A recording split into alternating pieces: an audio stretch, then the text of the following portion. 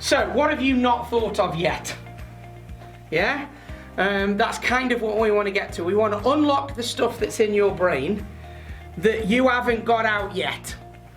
Bearing in mind your brain retains everything you've ever heard, felt, smelt, seen, tasted, seen, whatever the sense, it retains everything from just before you were born. Okay, it's just to have a recall of that stuff that's an issue sometimes. Okay, so if your brain retains everything that you've ever seen, heard, felt, smelled, tasted, whatever, then you have a lot of stuff in your head that is potentially untapped. And creative thinking or possibility thinking is about getting to that untapped information and coming up with new stuff maybe that you haven't come up with before. That's the whole point of it, okay? So in possibility thinking, we have to have a creative mindset, okay? Sometimes we have to suspend reality. So what I mean by that is when you're going to sit down and do some creative thinking, and it is one of those tasks where you would purposely do it. Sometimes people get creative when they're, going for a walk, for argument's sake, and they'll let their mind drift. Sometimes people get creative just as they're maybe going to sleep, because all of the normal day stuff starts to go away. All of the filter stuff that comes in. Just turn that noise off, guys, sorry. But you can purposely get yourself into a creative mindset. And the great thing is you only have to do it for 5 or 10 minutes. It doesn't take, less than 1% of your day. It doesn't take a long time. But sometimes we have to suspend reality. What I mean by that is we have to put some things down on paper that might seem wacky or ludicrous to start with, in order to get some new thinking out. And I'm going to show you how that works with the Mindstorm process, okay? Now there's a few people on here that I might have done the Mindstorm process with, but I think it would have been a long time ago, and it might not be a tool that you've used recently, so I think that's going to be of benefit. It's a tool that I certainly used it when we went into lockdown. Okay, how could I possibly keep the business running? How could I possibly hit remarkable numbers even with with COVID in place and so on and so on? So we have to sometimes suspend reality when it comes to it. I'm going to take you through a mindstorming exercise so you can see how that works, and then I'm going to mention mind mapping and the difference between the two, a mindstorm and a mind map. And I'm not on about a brainstorm here. A good old brainstorm, what you will know as a brainstorm, is where you get in a room and there's a number of you, and somebody like me stands up at a flip chart with a big pen and starts saying, right, what ideas have you got? And we start going around the room giving ideas. Now that's what you would call an old-fashioned brainstorm. It works to a degree, but there are some issues with that. The first thing is it actually sometimes works against you. It stifles ideas, which is obviously not what you want to do when you're trying to get ideas. Why does it stifle ideas, I hear you ask?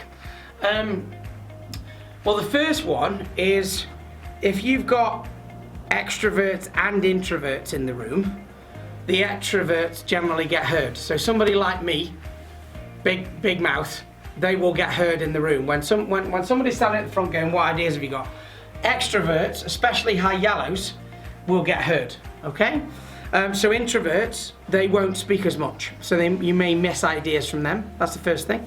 The second thing is, if you're going around the room, you get something called groupthink that happens. So somebody says something that opens kind of a new line of thinking, which is great, but then the next person follows them down that line, and the next person follows them down the line, and all of a sudden you're segued into one line of thinking, and it's called groupthink. So sometimes that can derail the situation.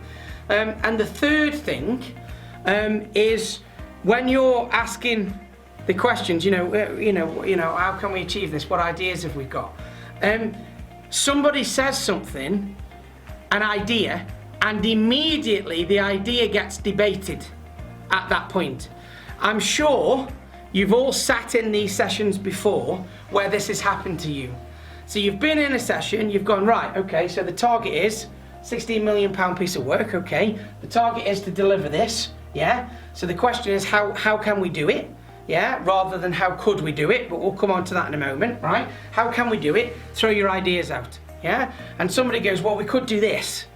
And then somebody else goes, yeah, but you know what, I'm not sure we could because we tried that on that and such.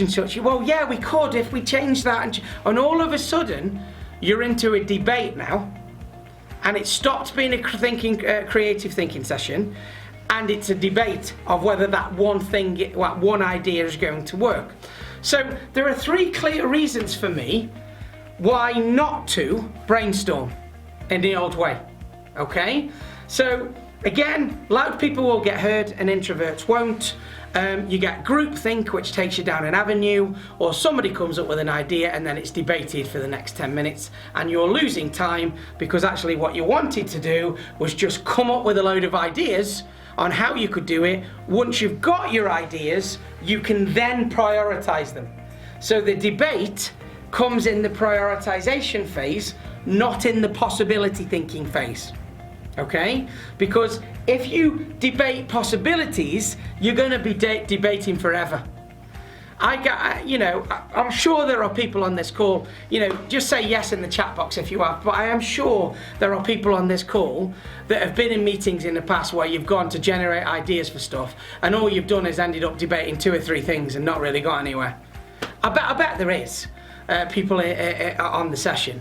So what we want to do is we want to make sure we come up with possibilities, then change those possibilities into priorities.